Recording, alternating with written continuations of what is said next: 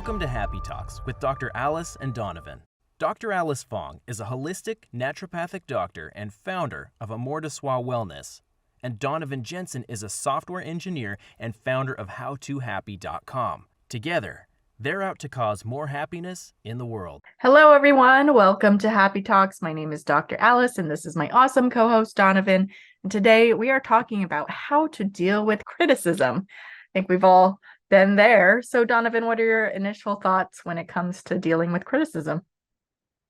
Yeah, so the first thing that comes to mind for me is that if you want to progress or do anything public, and that means even at like a very small scale, it doesn't mean like be a professional athlete or like something that has a lot of scrutiny, but like just anything, like make videos, make content, oftentimes get like promotions, right? Because a lot of times like up to the manager level, even just like frontline manager, you still Right. need a little bit thicker of a skin. So Mhm. really to make progress in any of those realms, you generally have to be able to handle criticism, or at least you're going to get criticism, right? Like whether or not you can handle it is another thing, but it's going to start flowing towards you.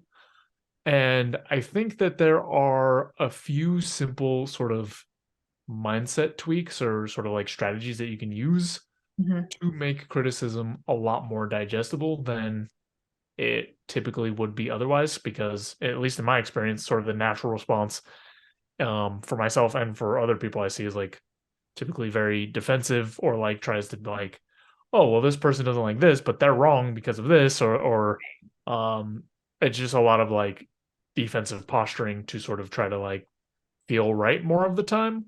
Right. But I think there are some things you can do to get around that. Before I ramble on forever though, I'm curious what some of your thoughts are.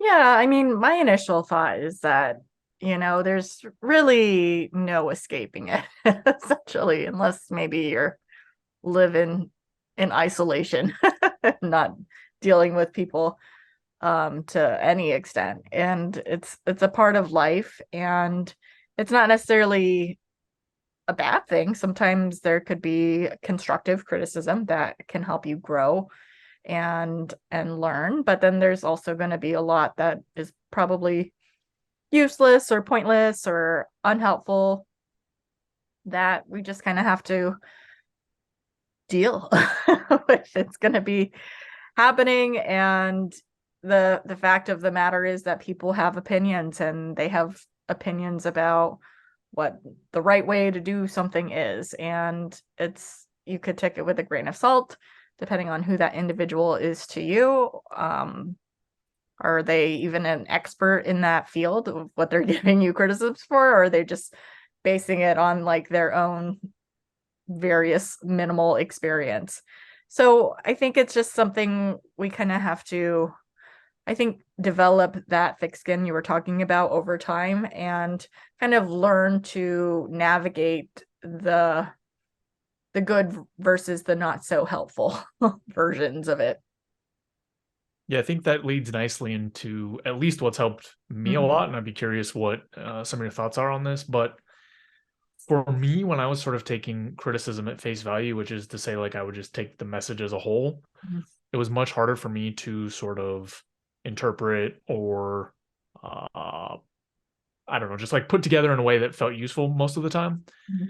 And over time, I sort of decided that, or like found out that there's sort of three parts or components to start looking at. Mhm. And for me, those three things are like, you mentioned this, who is delivering the message, right? Like, who is the person? What do they know? What Mhm. level of like expertise or authority or influence or whatever else do they have? Because sometimes, for example, like if it's your family member, a close family member, like they may have some amount of influence, or like maybe someone that you like respect their opinion in that domain. Mhm. The other two pieces that I found to be really useful to sort of like pull apart are tone, right? Because you can deliver the exact same message on a spectrum of kindness to unkindness. Mhm. And that doesn't necessarily change the message, right? So like for me, being able to sort of like identify the tone and start cutting that out, and then Mm. focusing on the third piece, which is just like how useful is the criticism or the content? Like what can I actually get out of it. Because, for example, I'll go like with my other YouTube channel, right? There was a time period where I was getting a lot of comments around like, this sucks. And a lot of comments around like, this is awesome. Neither of those are useful, right? Because there's no information that helps me to like Right. change anything, to Yeah. grow, to understand like what was good or bad about it for that individual person. Yeah. And then going back to that tone piece, right? Like pulling the tone, once you pull the tone out, that there's nothing left in those messages. But I was also getting other comments around like, oh, like your voice is like out of tune and sounds really bad, and like the audio quality is not good, and like those things were a little bit more detailed and they were not phrased that nicely, right? But again, taking the tone, the tone of the criticism out, there was often pieces that I could go like, oh, I could change this, I could work on this, I could improve this. So those are sort of the different parts that I try to put together. And I guess adding back in that who is giving the message piece, there are plenty of times where I got comments from people that were really disparaging, that had their own content up and had like, you know, a video or two. And when I watched those, it was just like, this is not the person that I want to take criticism from. Like, Right. you know, it's not worth my time to go in and like counter criticize them, but just looking at the quality of what they're producing, this is not an opinion that I'm going to want to like try to adapt to. All right, that was a lot of information and rambling, but I'd be curious how any of that lands for you or what you think. Yeah, no, I agree that, you know, asking the question, do I value this person's input? And, you know, for some people, they just like to ramble and just talk shit about stuff just for the heck of it. And kind of sifting through that and navigating through that can be helpful for your own mental well-being. Because especially if you're getting a lot of criticism, like I think if you're putting yourself out there in, for example, an online space, it's pretty much impossible to not get some negative or mean comments, because that's just the nature of the beast and you're putting yourself out there, and to some extent it's kind of expected. But you know, there could be also a lot of positive feedback as well, so it's kind of how much are you willing to filter out in your own mind. And the other thing I thought about was like, when we're thinking about who is giving the criticism or feedback, to recognize, the thing I wanted to point out was to because I think of like my mother essentially when I think of criticism, because she could be somewhat critical sometimes. And that, given that we have a long history, I've known her my entire life, even if she's, I mean, it's usually well intentioned. Generally, she's not trying to be mean, but she just says things for the sake of feeling like she wants me to do it in a better way or whatever that might be. But even if it's like actually a helpful thing to share with me, I think just because of her past history, I'm more likely to be triggered or react just based on like previous examples that were not helpful, or kind of like taken the wrong way, or making me feel like I'm bad at what I'm doing, and something like that. So I think recognizing, you know, like relationships that are closer to you can sometimes be harder to receive criticism from. And that's actually another thing I've recognized in myself, is that I generally don't like, in partnerships or romantic relationships, I don't like to be taught anything by my significant other, even if they're like an expert in that field. I just don't like to learn from them, because it's like it changes the levels that we're on. Like, we're equal partners. So for him to teach me something about engineering, because he's an engineer, of course he would know more about engineering than me. I know there would be resistance to learning it for me. So those are some thoughts that I wanted to share. Yeah, I think there's a couple good points in there around. So for one thing, you didn't say this explicitly, but you basically said it, which is like, for the relationships that are closer to you, that you have more control over, sort of the flow of criticism. setting up, or at least starting to explore, like, what are the situations or like structures Mhm. of criticism or feedback that are most digestible for you, I guess is probably Yeah. the right way to put that. Right. And again, you didn't say this explicitly, but I have also found a lot of mileage in sort of the idea that some pieces of criticism, regardless of who they are, what the message is, the tone, or whatever, just don't feel good. Like, emotionally, they don't feel good. They hurt, and I can find myself reactive. Yeah. Um, being aware of sort of that pattern and taking space when that feeling does come up, Mhm.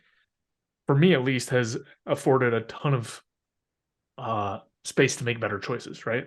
For example, I used to often think that if I face some sort of criticism, I needed to respond as quickly as possible. Right. There are a very limited number of situations where that's true Mhm. or useful. And now, so I'll just go back to my YouTube stuff again, but like, now when I get a comment that makes me feel something negative, I Mhm. will almost always ignore it until later. It doesn't mean I ignore it forever, but Yeah. when I'm in that more reactive state, Mhm. my response to the message, whether it's useful or not, is usually counterproductive. Right. It's usually like, "Oh, you're attacking me. I'm going to attack you." Right. Um, that's the clearest example. I know that that happens in some of my like closer relationships, and I'm not always able to like slow it down quite as well. Mhm.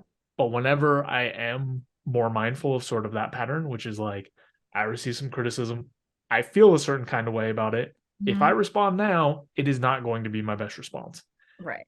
And I've also found if I do respond in that heightened emotional state, Mhm. I more often end up on the track of sort of, how do I make myself be right? Instead of, Right. how do I actually digest this to see what, if Mm. it's useful or not? Mhm. Because sometimes there is useful information in there, and other times I am right. But if I Yeah. respond reactively, I usually end up stuck to sort of that track. Yeah. And when you're in that reactive state of mind, it's really, you're not really hearing the underlying intention, or even like the feedback itself. It could be really super helpful, but you're just caught up in the emotional aspect.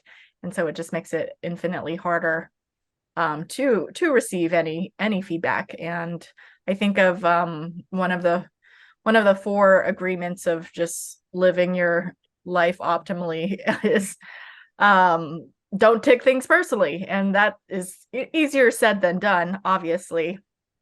And there's always going to be people with opinions, but if you can kind of not, if this is a practice, is not easier said than done, but if you can actually not take it personally and kind of sit with it and be with it, and then you can evaluate it in a more non-triggered or non-reactive state, you can choose for yourself to decide if it's helpful or not. But also, like, take a moment to step back and see, like, generally most of the time they're not trying to hurt your feelings or make you feel like bad as a person. They're usually, it comes from a place of like, oh, love and care and wanting the best for you. And if you can kind of see it from that perspective, being like, even if it's like totally crap feedback, but you can see, like, they had good intentions of wanting me to improve in some aspects. So I'm not going to take it personally, but yeah, I'm not going to be as reactive when I can step back and look at, why are they sharing this with me? It's like, why is this important? Like, I remember one time, like, a mother, I feel like parents in particular who could probably be the most triggering for criticism. Like, I think generally for the most part, they're not trying to like hurt your feelings. It's like almost like an instinct of a parent to try to be helpful in capacity, even if it's not even like, I remember one time when I was back home from college and I was borrowing my mom's car or something, and she said something so silly that it's like unnecessary to say. She was like, be sure not to drive in the carpool lane. It's like, what? like I don't know that.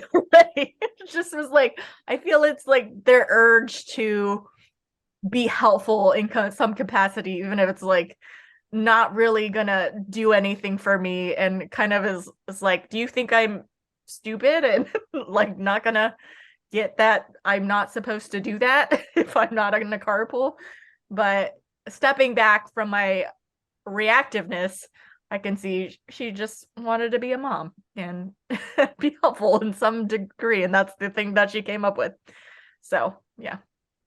Yeah, I think in certain relationships, and you mentioned this, but like the historical patterns Mm-hmm.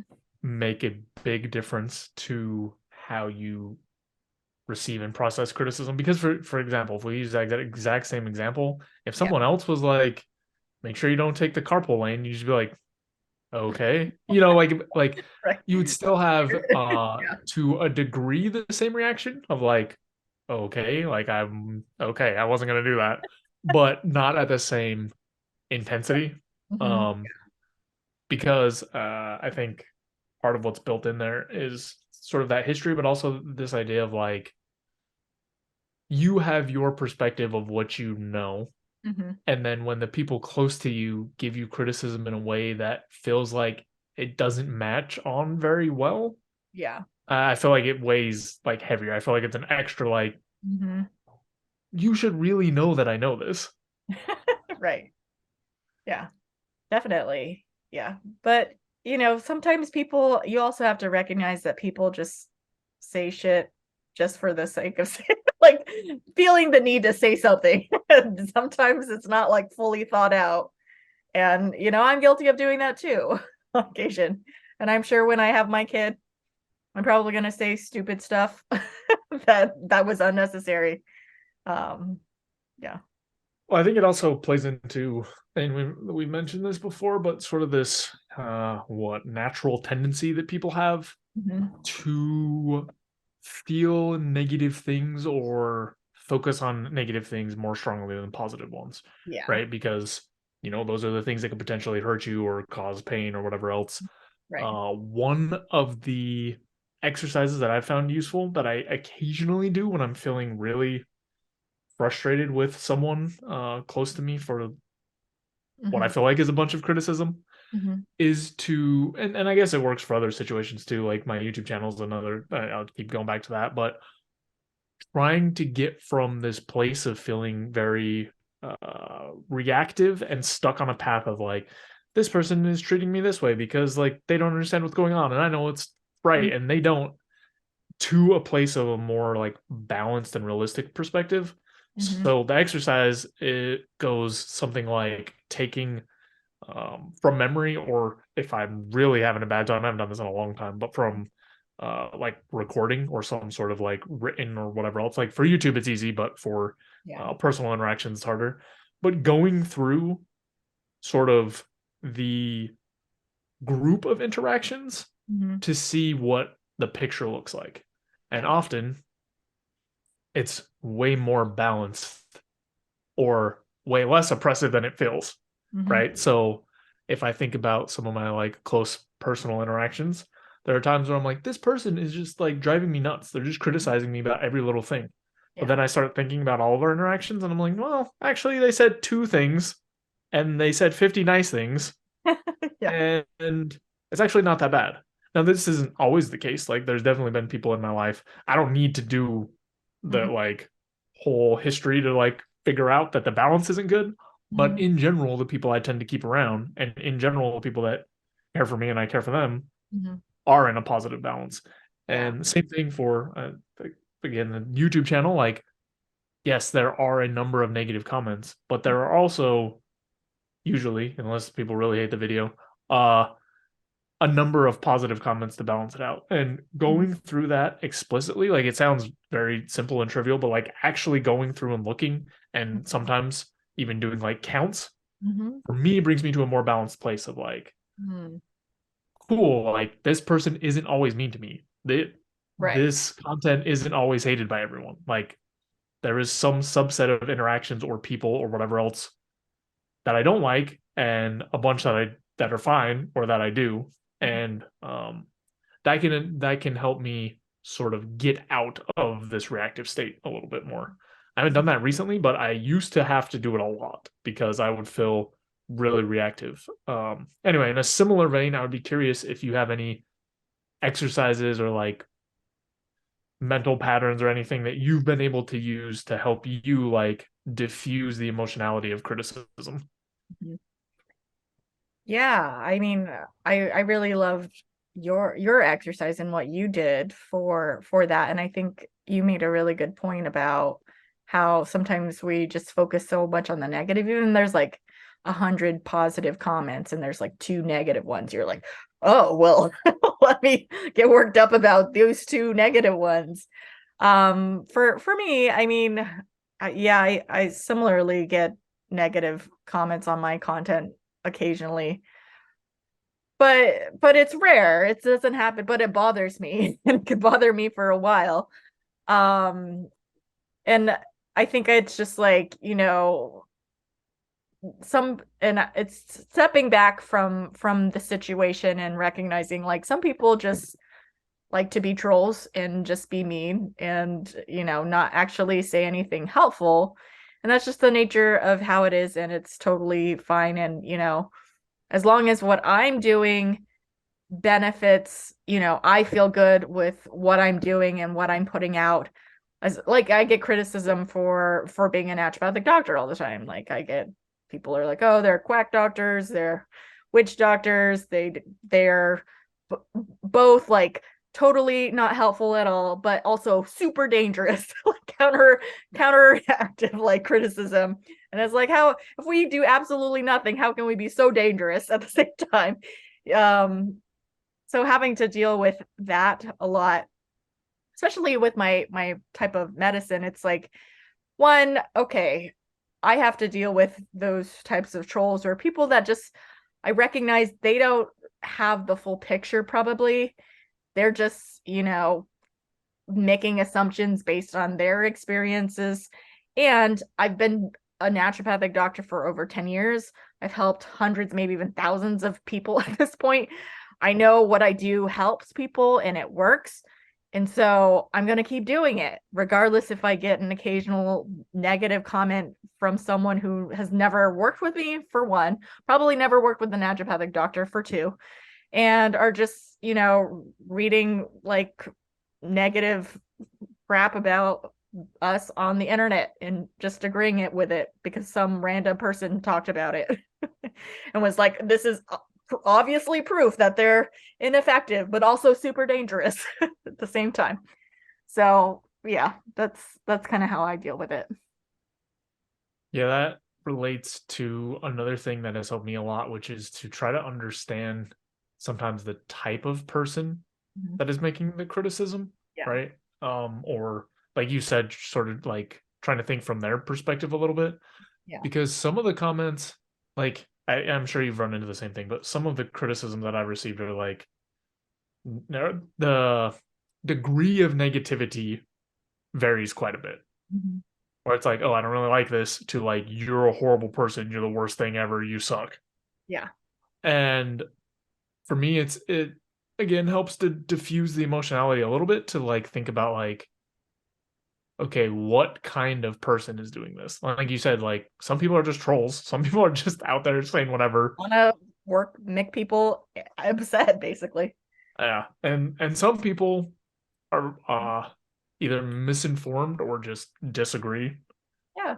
And I have always found it useful. Like the more that I'm able to dissect some of this stuff, the easier it is to process. I don't know if that's true for everyone, Yeah. but for me, seeing more of those pieces and more of the like spectrum of the experience, as opposed to, again, in the early days, it was just like, this person hates my stuff, or me. Sometimes they hate me. Mhm. Yeah. And that doesn't feel good. And then like living in that space was never useful. Yeah, definitely.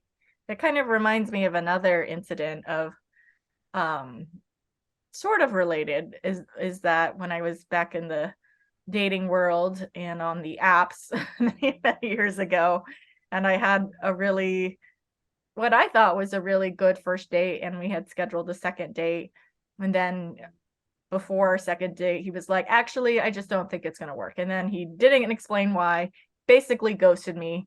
I got super worked up, and it was because I was like, well, why did you schedule it in the first place? And I thought everything was fine. And it's like, was it something I said? Was it something I did? Was it like all this dark spiraling and just obsessing over it? And then I was like, I had to step back and think, do I really want to be with someone who doesn't want to go out with me and will not explain the reason why?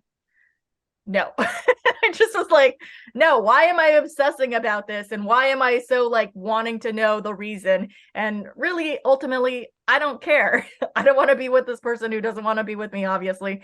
So ultimately, kind of similar, relating it to our topic today, it's just like, if they're giving you criticism, is it really worth your time and effort to receive it when it's someone you're not going to care about ultimately? And yeah, why obsess about it? As you were talking about that, it sort of opened up the topic for me around one of the things about criticism that can make it so difficult, and why it helps to sort of think about the author and all those different pieces, is many times criticism comes in a form that feels like it's an attack on you as a person. Right. Yeah.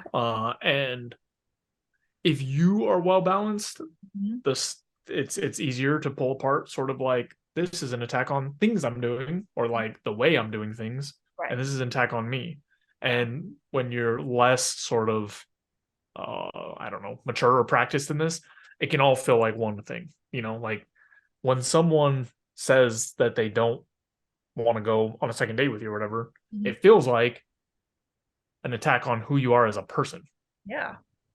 Which I imagine is probably why it felt so pressing to did I do something wrong, right? So that you can more easily move it from one bucket to the other and go nope, it's not who I am as a person. It's this thing. Yeah. But I feel like that is very common in criticism, both people giving it, they can give it in a way that makes it feel like who you are as a person is under attack, and receiving it, it's very easy to just go from, oh, they don't like my work, they think I'm a bad person, it's very easy to have those things tangled up. But I feel like what's most useful is to sort of pull those things apart wherever you can. Yeah. Sometimes people are not going to like who you are as a person. Sometimes that is the intent. Sometimes the intent is to say or criticize who you are as a person, but I don't think that it's very useful to spend any space receiving that criticism, because what are you going to do? If they don't like who you are as a person, then what are you going to do? If it's actions or things that you're doing, or ways of behaving or whatever else, you have much more flexibility to actually do something about it. So that's just one more piece that I thought of as you were talking about it, that's been really helpful for me to digest more criticism, and also give criticism in a way that's more useful. Yeah, no, definitely. I was curious about your thoughts about someone who is actually in your life, not necessarily an online troll, but in your life in some capacity, whether it's family or romantic relationships. And you sense that they're generally a critical person. That's how you would label them or describe them.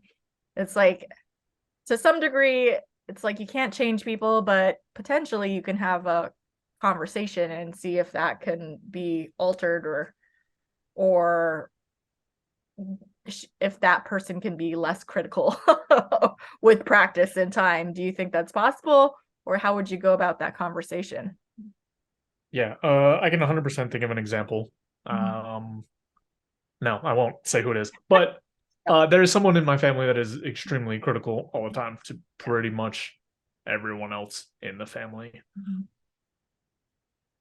I do think it's possible for people to become less critical, or to become critical in ways that are more useful. So, sort of like you mentioned earlier, her intent is always good, but the structure of the messaging is awful. And the tone is awful. And the messages themselves are not useful, even if you take that away. But I think that's the real problem, is Mm. Many people will have sort of this desire or need to sort of like give criticism or give advice or feedback or whatever. The first piece that they could work on is their like packaging, right? The delivery, the tone, those sorts of things. This person that I'm thinking of, I have tried to have multiple conversations because they're I mean they're critical of me, but I feel okay to manage it, but they're critical of other people in the family in a way that is very hurtful for them because they don't have as many tools or Right. the relationship history is different. Mhm. And like so I told them, right? Yeah. I think if it was something that the person was open to, they would very, I don't know, easily is not the right word, but very much so be able to change some of those patterns. Mhm. Even if they wanted to continue like giving unsolicited feedback and whatever else, the way that it's done matters a lot, especially for close relationships. Mhm. Because if I've told you 500 times that Right. like you're not a good person or you're not good enough because you're doing X, Y, and Z instead of A, B, and C, you've built up a debt of sort of these hurtful criticisms. Mhm. Yeah. And that's another piece of what I think would be a difficult transition process, even if the person is willing to start moving in that direction. Mhm. They not only have to deal with the sort of their original pattern of behavior, like their very criticizing negative behavior, they also have to deal with the damage they've already inflicted on those relationships, right? They have to like dig themselves out of Right. sort of that problem. So this person, for example, like I've had those conversations multiple times, nothing has changed at all. Yeah. And it's hard because the quality of the relationship and conversations that we can have now is very diminished. Because Mhm. when I call them, and I still try to keep in touch with them to some degree, Mhm. I already know it's just going to be like an hour or two of them telling me how I'm not a good person or not doing enough. Right. And each year I feel less and less inclined to make that conversation or to visit or whatever. Mhm. So, to answer your question, I think it's possible, Yeah. but I personally have been in the situation where like doing that didn't make a difference, and really the only option was to sort of limit the relationship. Yeah. No, that makes a lot of sense. And I think the key takeaway you were sharing was that, what is their openness to Yeah. like how open are they to receive feedback and criticism of their own criticism essentially. And I think that that can make a difference because some people aren't open to that and don't want to change. And but for like myself, I've probably been described as critical at some point, but I think I've learned and evolved. Hopefully, I'm not described as critical by most people these days, but I would be unaware. But if someone was like, "Hey, I feel like you're really critical of me all the time," and maybe it's me wanting to give advice or something, one thing I have learned as far as advice giving goes is it do they want it? Asking the question like, hey, I have some thoughts or suggestions on how you can deal with this situation. Are you open to hearing it? And if not, totally fine. I'm like, okay, I'll keep my mouth shut. I'll just be here to be a support and I don't have to share any of my thoughts. You don't have to receive it. And like assessing if are they in a space to receive the feedback or criticism or not, or do they just need someone to vent to or someone to have listen to them. So that's one way that I feel like I've grown, and I think it is possible for some people, but it really depends on their openness. Yeah, that's going to be the key factor for really most of the things we talk about, Yeah, true. which is and there are, I guess, there are a few levers you can pull that we didn't talk about yet, but like it didn't work for me. However, doing things or like showing people their impact in the way that they're delivering these messages, right? Like uh for my example, it's like the intent is good, right? So it's like Right.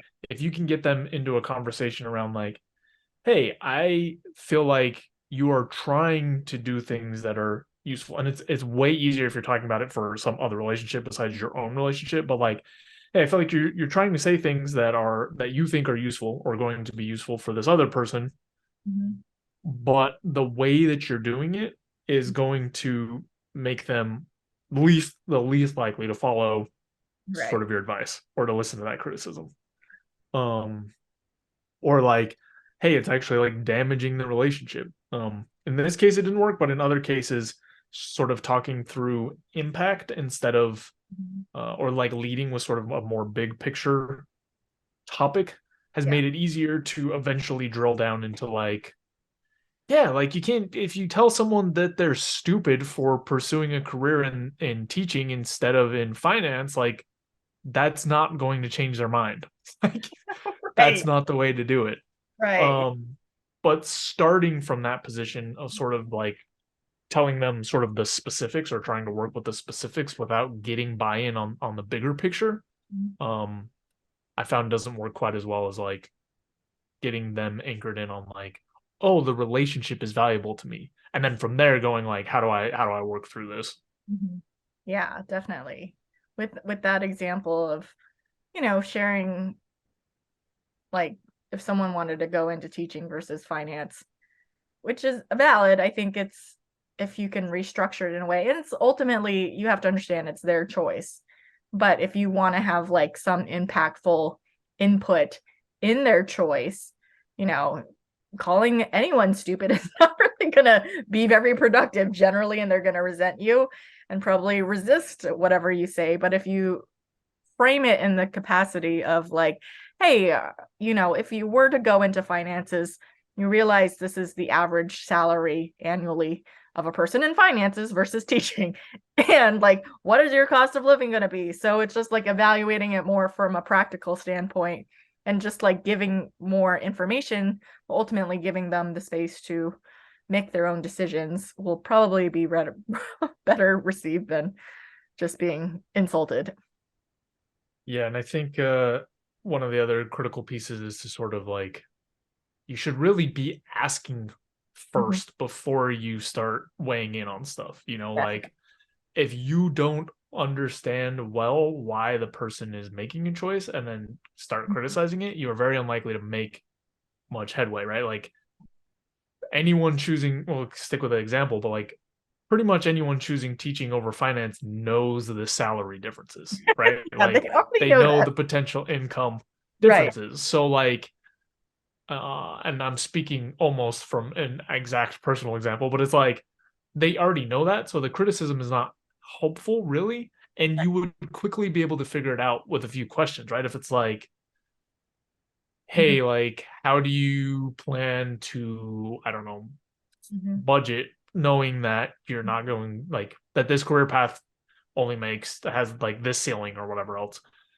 Those kinds of questions can open up an actual conversation where you can still raise your concerns, but without doing it in a way that feels like extra critical and is less likely to be productive. Because again, I don't know about you, but I cannot tell you the number of times that this specific person has criticized me in a way that they're trying to give me advice about something that I very clearly already know.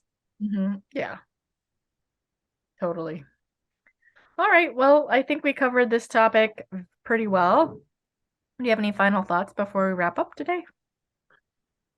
Yeah, I think the biggest gain I've made in this realm is sort of picking apart the different aspects of the criticism to be able to understand it better and figure out what's useful or not. So if anyone is struggling because they feel like criticism extra heavily, that's at least an angle to try. I don't know if it'll work for everybody, but it did wonders for me. So that's my last piece. Yeah, I think that is helpful, and it doesn't hurt to try. All right. Thank you everyone for tuning in this week. We appreciate you. And if you appreciate us, be sure to like, comment, subscribe, and help spread the happiness in the world. We'll see you next time. Thanks so much for watching. If you enjoyed this video, be sure to like it and then go and subscribe to my channel and ring the bell so you get notified when the next video comes out.